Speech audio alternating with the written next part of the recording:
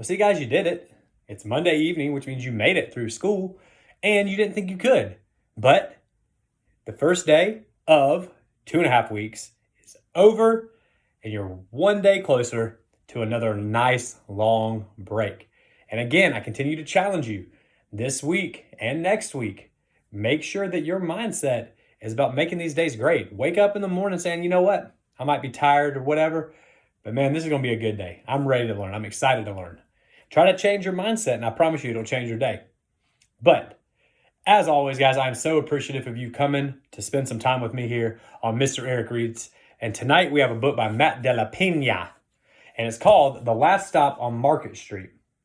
Now, this book has a really good message, so I want you to pay close attention to what the author is trying to get us to see as the importance of this story. As always, continue to tell your friends, parents, tell your parent friends. If there's kids that you know that could benefit from this or who'd enjoy a story every night, I'll be here. So please, again, thank you for tuning in. Please continue to spread the word so we can continue to promote literacy across our great county so that you young readers out there can become our future leaders. Let's find out what happens on the last stop on Market Street. CJ pushed through the church doors and skipped down the steps. Outside air smelled like freedom, but it also smelled like rain, which freckled CJ's shirt and then dripped down his nose.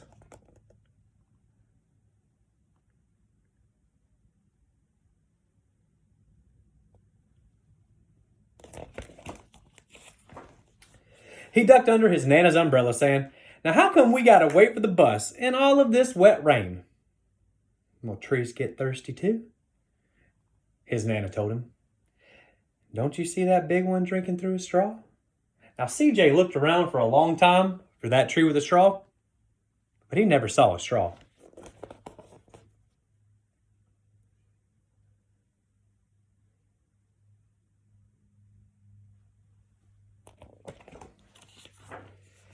Now, from the bus stop, he watched water pool over flower petals. He watched rain patter against the windshield of a nearby car.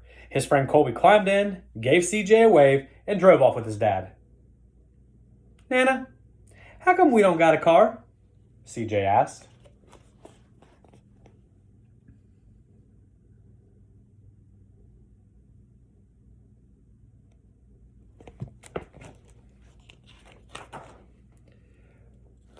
Now, Nana said, "Boy, what do we need a car for? We got a bus that breathes fire. And old Mr. Dennis, well, doesn't he always have a trick for you?" The bus creaked to a stop in front of them. It sighed and sagged, and the door swung open.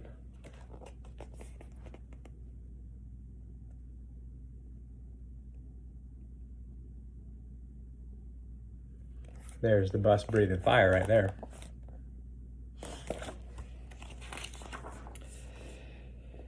"Oh, hey, what's that I see?" Mr. Dennis asked. And then he pulled a coin from behind CJ's ear and placed it in his palm. Nana laughed her deep laugh and pushed CJ along. They sat right up front. The man across the way was tuning his guitar. An old woman with curlers had butterflies in a jar. Nana gave everyone a great big smile and a good afternoon, and she made sure that CJ did the same.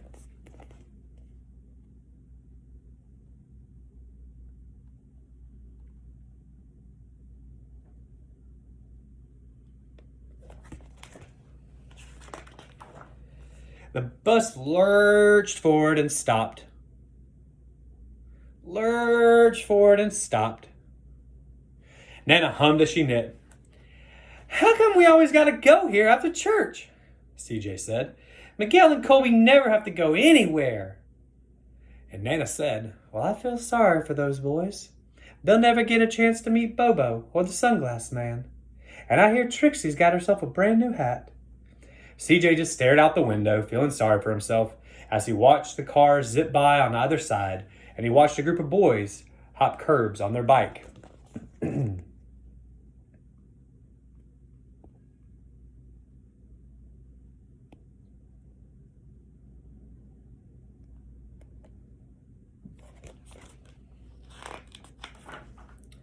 A man climbed aboard with a spotted dog. CJ gave up his seat. "Hey, how come that man can't see?" CJ asked. Nana said, "Boy, what do you know about seeing? Some people watch the world with their ears."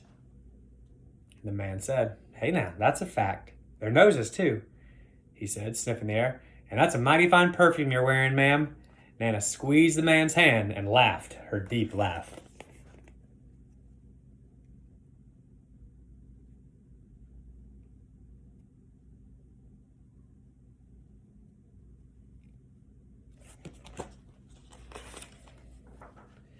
Two older boys got on next. CJ watched as they moved by and stood in the back.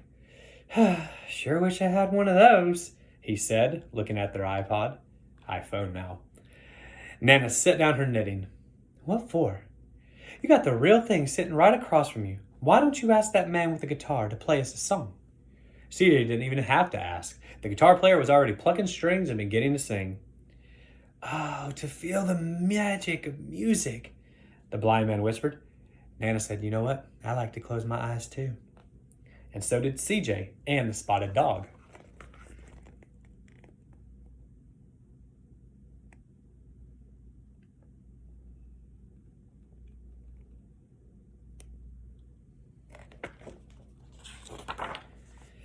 And in the darkness, the rhythm filled CJ's and lifted him up out of the bus and out of the busy city. He saw the sunset colors swirling over crashing waves. He saw a family of hawks slicing through the sky. He saw the old woman's butterflies dancing free in the light of the moon. CJ's chest grew full, and he was lost in the sound, and the sound gave him the feeling of magic.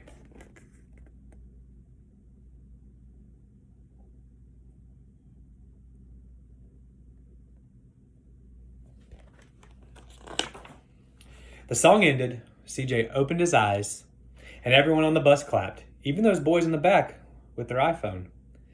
Nana glanced a coin into CJ's palm, and CJ dropped it politely into the man's hat. "Last stop on Market Street," Mr. Dennis called.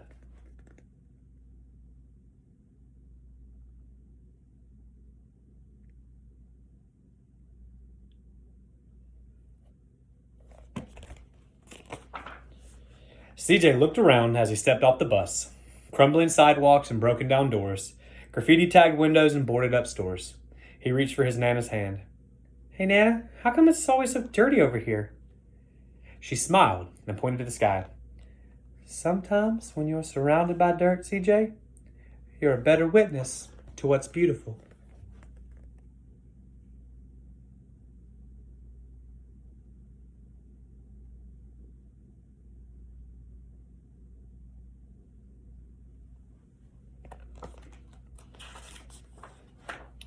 CJ saw the perfect rainbow arching over the soup kitchen. He wondered how his Nana always found beauty and something beautiful anywhere she looked. He looked all around him again, at the bus rounding the corner and out of sight, at the broken street lamps that still light up bright, and at the stray cat shadows moving along the walls.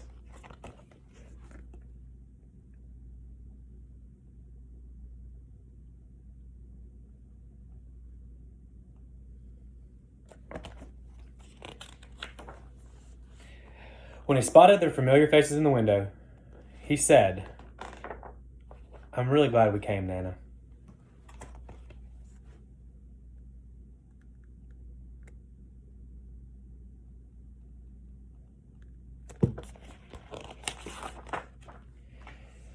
He thought his Nana might laugh her deep laugh, but she didn't.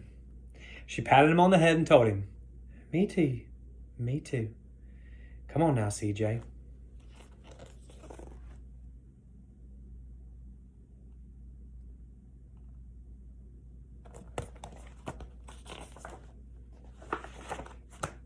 The end. The Last Stop on Market Street by Matt De La Peña. I hope you heard the message there.